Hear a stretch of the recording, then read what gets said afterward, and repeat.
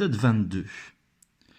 Le soleil commençait à peine à se coucher lorsqu'Héraclès et Iolaos pénétrèrent dans la forêt qui bordait les rives du lac Stymphale.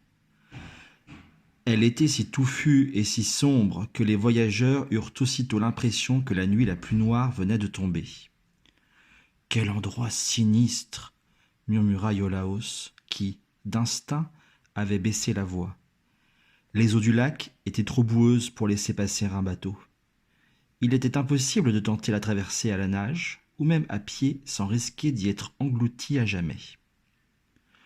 En chemin, Thésée avait réussi à arracher quelques maigres informations à Conidas, de plus en plus silencieux.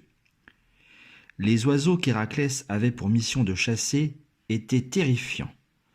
Leurs excréments détruisaient les récoltes. Ils dévoraient tous les hommes et les animaux qui s'approchaient d'eux. « À quoi ressemblent-ils ces oiseaux ?» avait demandé Thésée. « Tu le sauras bien assez tôt, » avait répondu Conidas. Et voilà qu'eux aussi pénétraient dans l'obscure forêt. Ce que découvrit alors Thésée lui fit dresser les cheveux sur la tête. Ce n'était pas une forêt comme les autres qui bordaient ce lac, car sur chaque branche d'arbre, dans chaque fourré, un oiseau était posé. Pas une dizaine, ni même une centaine, non, des milliers d'oiseaux. Et quelle horreur, leurs becs et leurs ailes étaient en bronze. C'était cela qui obscurcissait le soleil, cette armée d'oiseaux métalliques menaçants. En un instant, Iolaos avait compris le problème. « Tes flèches ne pourront rien contre eux, à moins de les atteindre lorsqu'ils sont en vol, et que leurs ailes métalliques ne protègent plus leurs flancs, chuchota-t-il à Héraclès, qui, pour une fois, paraissait impressionné.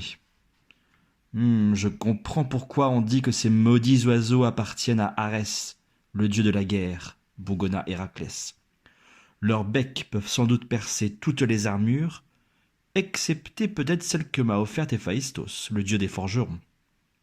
Iolaos haussa les épaules. La question n'est pas là. Ce qu'il faut, c'est trouver une manière de les déloger de leurs branches pour pouvoir ensuite les atteindre. Thésée, frappé de stupeur, n'osait plus respirer, de peur de se faire repérer par les monstrueux oiseaux. Leur long cou les faisait ressembler à des ibis et leur permettait de voir très loin autour d'eux. Thésée commençait à regretter sa curiosité et à comprendre les hésitations du prudent Conidas. La lourdeur oppressante qui se dégageait des eaux du lac leur coupait le souffle. Soudain, une femme apparut. Elle était casquée et portait un bouclier. Une chouette était posée sur son épaule. Thésée reconnut la déesse Athéna. Il se réjouit de son arrivée. C'est elle qui avait déjà aidé Héraclès contre l'hydre de Lerne. Elle serait sûrement encore d'un précieux secours. Héraclès accueillit Athéna comme on accueille une vieille connaissance. Elle lui rendit son sourire et tendit sa paume largement ouverte. À l'intérieur de sa main brillaient des castagnettes en bronze. « C'est Héphaïstos qui les a forgées pour toi.